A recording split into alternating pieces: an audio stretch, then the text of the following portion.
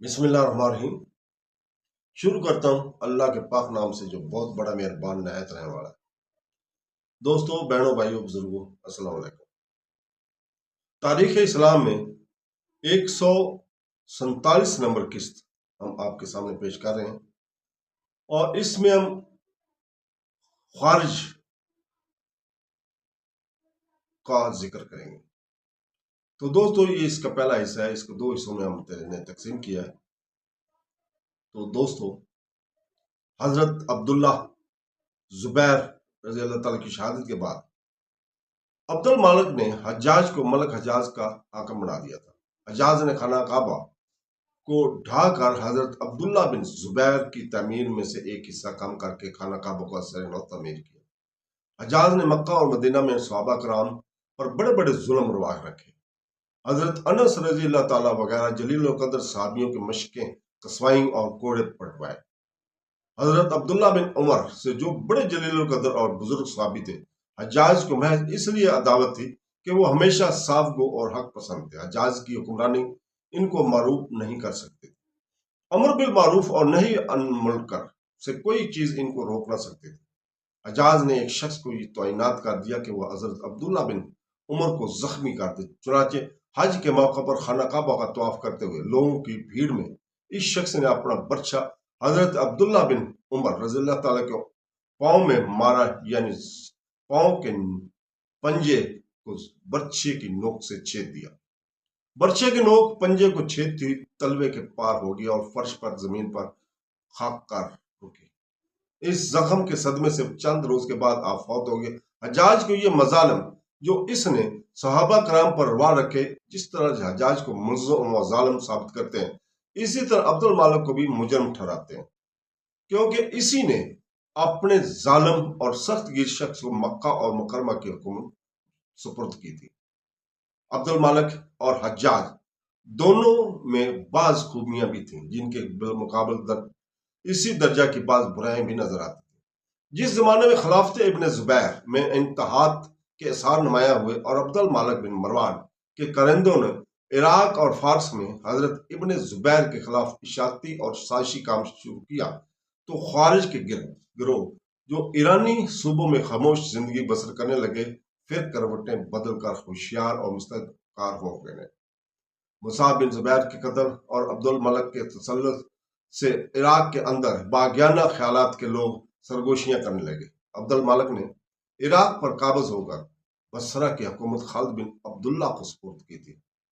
عراق سے دمشق میں جا کر عبد المالک کی تمام تر توجہ خوارج کی طرف متبل نہیں ہو سک رہے، کیونکہ اس کو حجاز اور عبداللہ بن زبیر کا بھی خیال دامن گیر تھا۔ حضرت عبداللہ بن زبیر رضی اللہ تعالیٰ کے قتل سے فارغ ہو کر عبد الملک نے بصرہ کوفہ کے عاملوں کو معزول کر کے اپنے بھائی بشیر بن مروان کو بصرہ کوفہ دونوں مقامات کی حکومت عطا کی اور حکم دیا کہ مولب بن ابی صفرہ کو جنگ خوارج پر مأمور کر کے فارس کی طرف بھیج دیا جائے کہ وہ جہاں کہیں ان کو پائے ان کا استحصال کرے۔ ساتھ ہی حکم دیا کہ مالک کو اختیار دیا جائے کہ وہ بصرہ سے جن جن لوگوں کا انتخاب کرے اور اپنے ساتھ لے جانا چاہے لے جائے، اور ایک زبردست فوج کوفہ سے بھی تیار کر کے مہلب کی قوم کے لیے بھیجی جائے، تاکہ اس فتنہ کو بقلی اتصال اور انسداد ہو جائے۔ یہ حکم مہلب کے نام بھی براہ راست بھیج دیا گیا تھا۔ بشیر بن مروان کو یہ بات ناگوار گزری کہ امیر المومنین نے براہ راست مہلب کی تعیناتی کیوں کی۔ وہ چاہتا تھا کہ خارج کی سرکوبی کام میرے زیر استعمال انجام پذیر ہونا چاہیے، میں اپنے اختیار سے جس کو چاہتا اس کام پر مأمور کرتا۔ مہلب بن ابی صفرہ عبد الملک کے حکم کی تعمیل میں بصرہ سے ایک جمیت لے کر روانہ ہوا۔ ادھر بشیر بن مروان نے بھی کوفہ سے عبد الرحمن بن مغف کی سرگردی میں ایک لشکر مہلب کی قوم کے لیے روانہ کیا، مگر روانگی کے وقت عبد الرحمن بن مغف سے کہا کہ میں تم کو مہلب سے زیادہ قابل سرداری سمجھتا ہوں، تم اپنے آپ کو بالکل مہلب کا ماتحتی بنا کر نہ رکھنا، بلکہ اپنی رائے سے بھی کام لینا۔ عبد الرحمن بن مناف دار ہر مہلب سے جا کر ملا، لیکن وہ اپنی فوج الگ لے کر خیمہ زن ہوا اور اپنی خود مختاری کے علامات ظاہر کرنے لگا۔ چند ہی روز کے بعد اسی مقام پر خبر پہنچی کہ بشیر بن مروان فوت ہوا اور مرتے وقت خالد بن عبداللہ کو اپنا قائم مقام بنا گیا۔ اس خبر کو سنتے ہی اہل بصرہ بھی اور اہل کوفہ بھی اپنے اپنے شہر کو واپس چل دیے۔ خالد بن عبداللہ نے ہر چند ان لوگوں کو سمجھایا اور ڈرایا، لیکن کوئی بھی ملک کی طرف واپس جانے پر آمادہ نہ ہوا۔ ادھر خراسان کی یہ حالت تھی کہ عبداللہ بن حازم کے قتل کے بعد، جس کا ذکر ہم پہلے کر چکے ہیں، ترکستان اور مغرستان کے بادشاہ طبیل نامی نے خراسان کی سرحدوں پر فوج کشیاں شروع کر دی تھیں، اور عبداللہ بن حازم کے بیٹے موسیٰ بن عبداللہ بن حازم نے اپنے ماں باپ کے ہمراہیوں کے حل لے کر اور مرو سے فرار ہو کر مقام قلعہ ترمند میں اقامت اختیار کی اور اپنی ایک خود مختار ریاست قائم کرنے میں کامیاب ہو گئے۔ موسیٰ بن عبداللہ ایک طرف ترکوں سے لڑ کر کامیابی حاصل کرتا تھا، تو دوسری طرف عبد الملک کے مقرر کیے ہوئے عامل خراسان سے برسر پیکار رہتا تھا۔ خراسان میں بکیر بن شاہ عامل تھا۔ اس کے معزول کر کے عبد الملک نے امیہ بن عبداللہ بن خالد بن اسید کو خراسان کا عامل بنا کر بھیجا۔ امیہ بن عبداللہ کے پہنچنے پر بکیر بن وشاہ خراسان ہی میں بعد میں معزولی مقیم رہا، اور امیہ بن عبداللہ نے اس کو مرو کا کوتوال شہر بنا دیا۔ امیہ نے خراسان پہنچ کر رتبیل بادشاہ ترکستان پر چڑھائی کی اور اس کو مجبور کر کے اس شرط پر صلح کی کہ آئندہ وہ مسلمانوں پر حملہ آور نہ ہوگا۔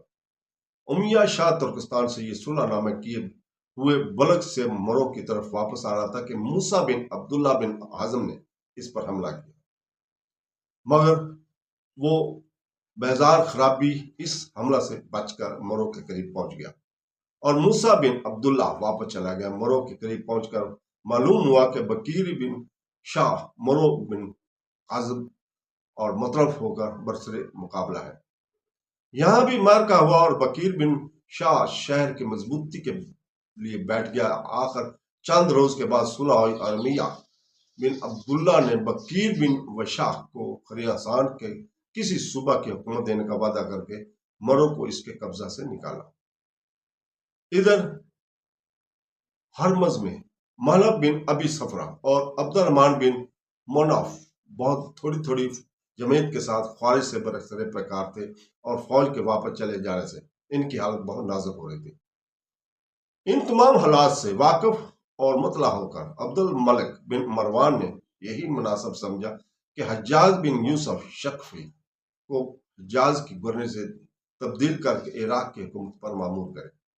چنانچہ سن 75 ہجری میں عبد الملک نے حجاج کو بصرہ اور کوفہ کی سند حکومت عطا کر کے کوفہ کی طرف روانہ کیا۔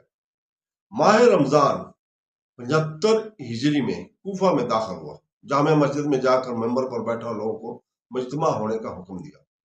کوفہ کے لوگ عموماً گستاخ اور اپنے امیروں اور حاکموں کی توہین گستاخی کے عادی تھے، چنانچہ وہ سنگریز سے مٹھیوں میں لے کر آئے کہ دوران خطبہ میں سنگریزے اس جدید امیر کی طرف پھینکیں گے، لیکن جب حجاج نے اپنی تقریر شروع کی تو اس کا یہ اثر ہوا کہ لوگ سہم گئے اور ڈر کے مارے وہ سنگریز سے ان کے ہاتھوں سے گر گئے۔ حجاج نے اپنی تقریر میں کہا کہ بہت سے امامے اور داڑیاں یہاں نظر آ رہی ہیں کہ اب وہ خون میں تر ہونے والی ہیں۔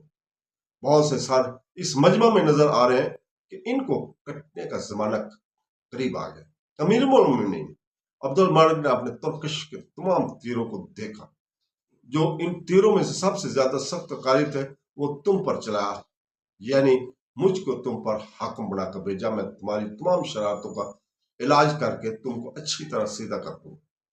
تم ایک عرصہ سے شرارتوں اور فتنہ انگیزوں کے سب مرکز بنے ہوئے ہو۔ اب وقت آ گیا کہ تم کو تعلیم دی جائے اور تمہاری آنکھیں کھول دی جائیں۔ امیر المومنین نے حکم دیا کہ تمہاری تنخواہیں تقسیم کر دی جائیں اور تم لوگ مغلب کے پاس خواری کے مقابلے کے لیے روانہ ہو جاؤ۔ تنخواہ تقسیم ہونے کے بعد تم کو صرف 3 دن کی مہلت ہے۔ اگر چوتھے روز کوئی شخص کوفہ میں نظر آیا تو اس کی گردن اڑا دی جائے گی۔ یہ بھی یاد رکھو کہ یہ محض دھمکی نہیں، بلکہ تم اس کو اپنی آنکھوں سے دیکھ لو گے۔ جو کچھ میں کہتا ہوں وہی کرتا بھی ہوں۔ حجاج جامع مسجد سے اٹھ کر دارالمدارتا میں آیا اور لوگوں کی تنخواہیں تقسیم کرنی شروع کری۔ تو دوستو، اس کے ساتھ ہی ہم آج اجازت چاہتے ہیں۔ کل تک کے لیے اللہ حافظ۔